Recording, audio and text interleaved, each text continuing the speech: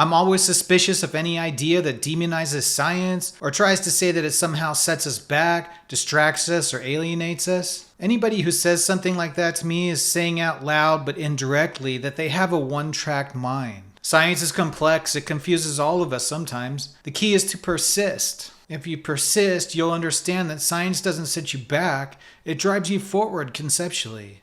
It's not alienating or distracting somehow. That's a matter of controlling your own mind and understanding what concepts occupy what space in your mind. Of course, science is based on sense experience and also measurement tools and data. It's not enough to argue about human sense experience anymore. Scientific equipment is more precise to record what's going on in our reality, measure it, and make predictions. People don't need to be suspicious of sense perception as an ideal. Also, there's no need to be suspicious of science as some sort of straw man skepticism. Critical analysis and informed skepticism create a healthy balance, but skepticism doesn't have to be maintained as an ideal either, but much more like a tool to be used. If measurements or data seem like they deviate away from corresponding to what is observed or what is known, activate the skeptical analytical portion of your mind and ferret out the errors. That's all. Adhere to correspondence theory of truth at a minimum. Truth corresponds with what is observed. In a way, that's very close to what phenomenological experience is. But as soon as I call it correspondence theory, now I've alienated my life world. Let's talk about phenomenology, then we'll talk about the life world. Also, I break down belief, truth, actuality, correspondence, and knowledge at the end, so stick around.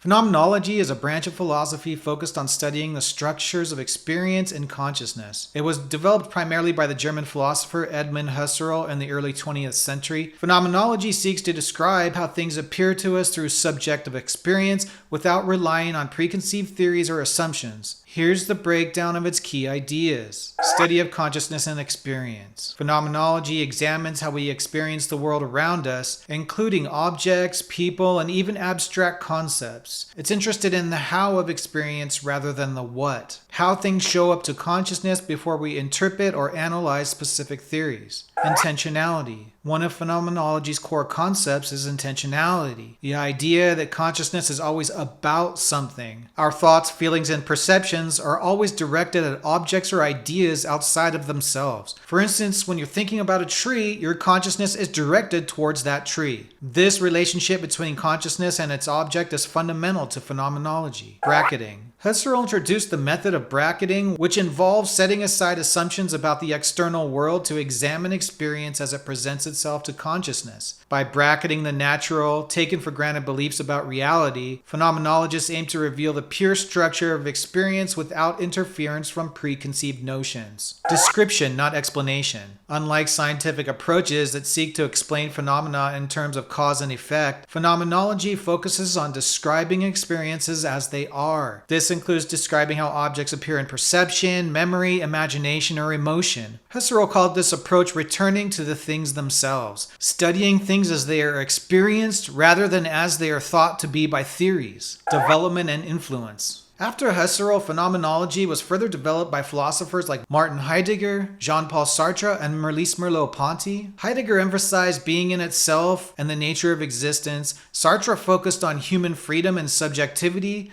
Merleau-Ponty on embodiment and perception. The life world. In philosophy, life world refers to the pre-theoretical, lived world of everyday experience, our immediate intuitive understanding of reality before any scientific or formal interpretation is applied. Husserl sought to understand the basis of knowledge and experience as something rooted in lived, subjective life. Here's how life world fits into philosophical discussions.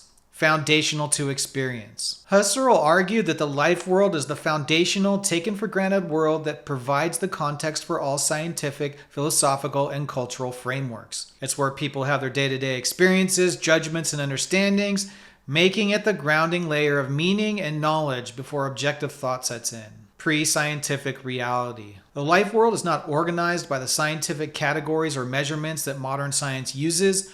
Rather, it's experienced in terms of emotions, personal relationships, social norms, and physical engagements. Husserl pointed out that the abstractions of science can sometimes detach us from the real world of our experiences, leading to a form of alienation. Phenomenological approach. As a phenomenologist, Husserl emphasized exploring this life world to understand consciousness and how meaning arises from experiences. By setting aside assumptions about the objective world, he encouraged a return to our immediate experiences as they present themselves to us in consciousness. Social and cultural dimensions. Life world also has a social component as it's shaped by cultural values, language, and shared practices.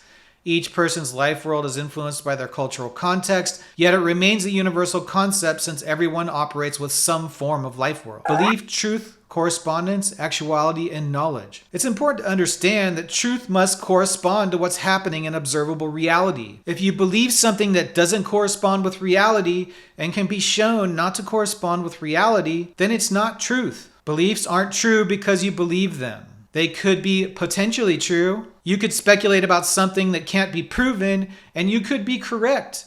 And in that sense, you'd be correct at the time you speculated about it because your proposition correlated with reality as it is in actuality. But you didn't have proof, therefore it's only potentially true as far as proven knowledge goes. So truth can take on a double status where it's actually true as it correlates with an unmeasurable reality, but only potentially knowledge because it cannot be verified. Just because it can't be verified doesn't mean it can't actually be true. If I make an observation about something in reality, a proposition or a hypothesis like there's an apple on the table, then I review the evidence, I confirm the truth about the observation, and it becomes knowledge as well as verified truth simultaneously. Now it moves from belief or potential truth to actual knowledge and actual truth. So belief in its entirety is not knowledge and truth because it's not necessarily correspondent. It's possible it could be correspondent, but it's not verified as correspondent in some cases. So not all beliefs are true. Just because we can't measure or verify something doesn't necessarily mean it's not true. We can get it a lot with statistics, but not everything. Somebody's beliefs might be true in the moment, but not verified, not even possibly verified. And we should state the condition of the propositions that are like this as they are. Potentially true, not actually true. Certain propositions may be potentially true forever, never gaining actual status and becoming knowledge through verification, but still true nevertheless. So here we end up with two states of the actual. One in which truth has been verified, known and true, and one in which the truth is actual but not verified and known, unknown but true. Here's a lens. Known and true, known and untrue, unknown but true, unknown but untrue. Actuality has a higher status than truth. Just because something is not validated does not make it non-actual. When it does become validated, then it can be both actual as well as known and true, as now it's part of the knowledge base. Something can be true but not known. Something can be true, but impossible to verify. Belief encompasses both truths that can be verified and truths that cannot be verified. Belief has no criteria to exclude falsehoods. When it's correct, it is potentially coincidental. When it is shown to be incorrect, it is through basic truth through correspondence to observable reality. Never question correspondence. Nobody should ever question correspondence. I have a video on the channel. It's Correspondence Theory of Truth. I'll link it here at the end. If you like this kind of philosophical subject matter, help us out by liking the video and subscribing to the channel.